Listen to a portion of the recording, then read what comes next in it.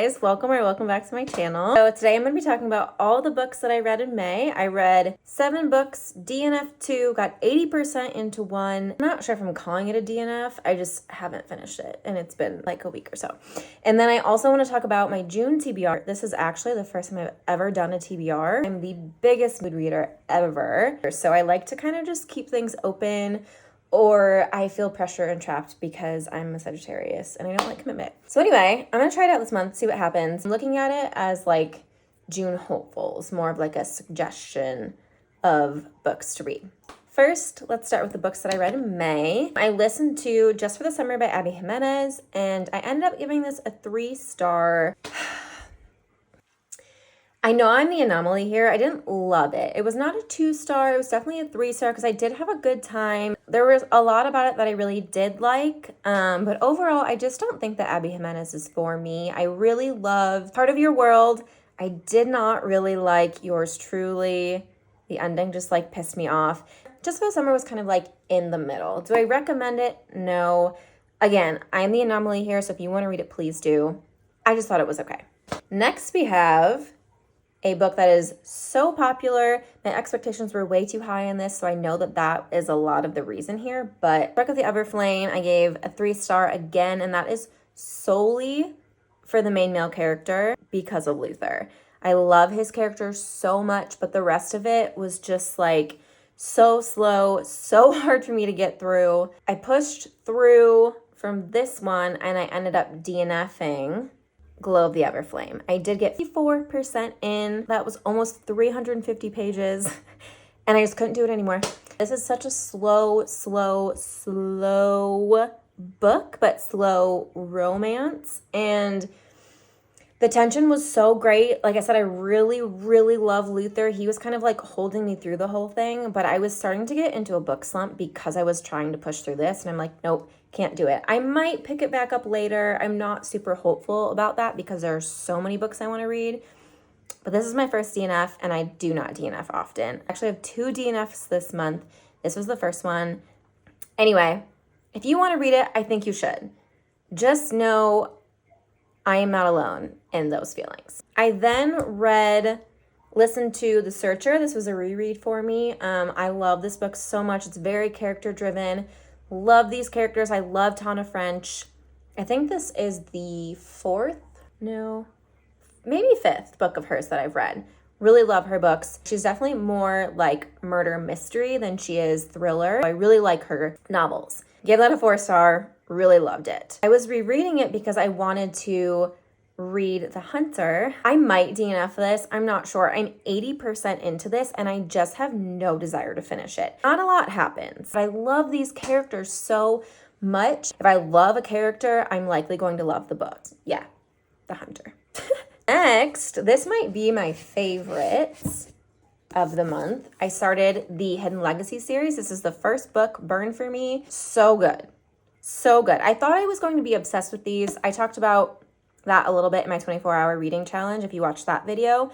I really love these. So far I've given this one and the second one a 4-star. They're just so fun. They're such a good time. I really, again, love the characters. I love the little romance that happens in here. Not a lot happens romantically in this one, but it's just so much fun. And then I read White Hot during my 24-hour reading challenge and gave this one a 4-star as well. I think I like this better than the first one. They're like neck and neck. I love them both. Again, love these characters. A little bit more romance happens in this one. I'm a romance girly for sure, so I loved that. And some interesting twists and turns happened in here. Just so fun. I don't have much else to say. They're just so much fun. Such a good time. I also read Normal People during my 24-hour reading challenge, and this is a hard one. I gave it a 4-star rating, but I know that my love for the show is heavily influencing that. The book was very good. I really genuinely liked it. I really like her writing style. And the book was just more depressing. I just felt really bad for the characters, and I just felt like they were a little bit better off in the show, like not as broken, for lack of a better word. And I liked the ending in the show so much better. It's very The ending of this is frustrating, and that's kind of the whole point of it. It's like Sally Rooney's really trying to show that people are flawed and the miscommunication between two people is real. That being said, I get where she was going with that, but I also feel a little frustrated with it. And I just like the show better. Still a 4-star, but like I said, I think the show is very heavily influencing that rating. But I recommend it. I thought it was very good. Then we have The House on Mango Street. I bought this specifically for my 24-hour reading challenge. Got to page 44. And I'm also going to be DNFing this one. It is fiction written like poetry, and I just don't like that. It's just not for me. And that's kind of all I want to say on that. So, second DNF of the month.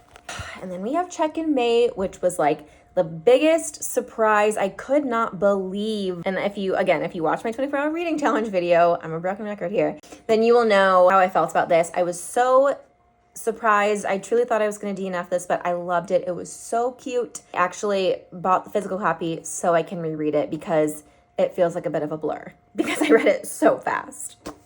Those are my May reads. On to my June TBR or June Hopeful. Today's the 4th, and I've already finished Done and Dusted and Swift and Saddled. 2 really quick, easy reads. They were definitely the gateway into me reading Elsie Silver. I just bought these special edition mirror covers. If you don't know, they are not being printed anymore, but you can still buy them on Amazon. I'm not sure for how long, to be honest, but I quickly did that. Flawless is the first one in the Chestnut Spring series, and that one is not being printed at all anymore. That one is very hard to come by. I couldn't buy that on Amazon. Long story short, I almost bought a counterfeit because that is happening on eBay, so watch out for that. I have Reckless coming, and I don't have Flawless. I do have it on Kindle Unlimited because these are all on Kindle Unlimited, so I'm going to start that. Anyway, very much in my cowboy romance era, and I'm just so excited. And of course, the cowboys. Need I say more? I have read 165 pages into Uglies. I want to finish this one. I don't know if I'm going to be continuing the series because it's just a little too young for me.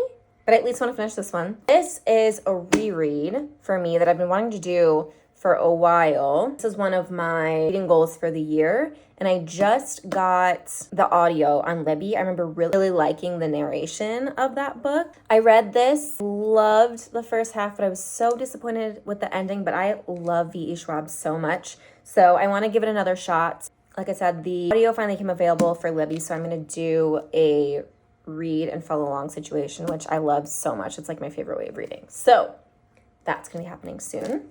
I already mentioned how I want to reread Check and Mate. That again is probably what I'm going to be doing after I finish the third book in the Hidden Legacy series, Wildfire. I'm already 8% into it. I love these. I don't need to say more, but this one's first, then Check and Mate.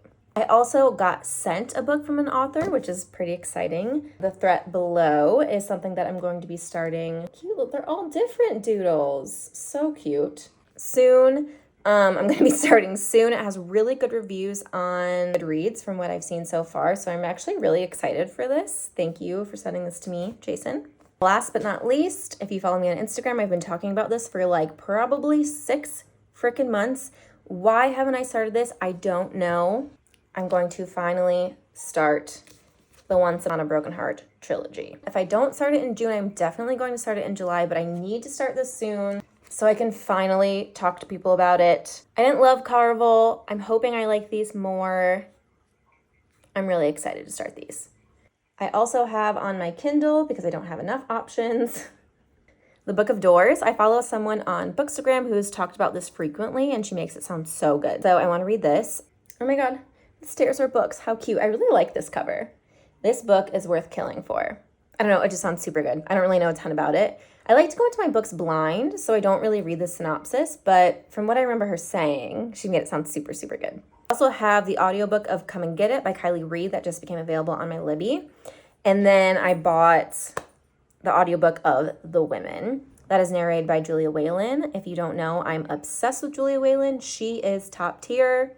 If you've not listened to a book by her, you should. She does all the Emily Henry novels, and she just like elevates the experience so much. So anyways, if you got this far, thank you for watching. Those are my May reads and my June TBR, June hopefuls. And I think that's it. I will see you next time.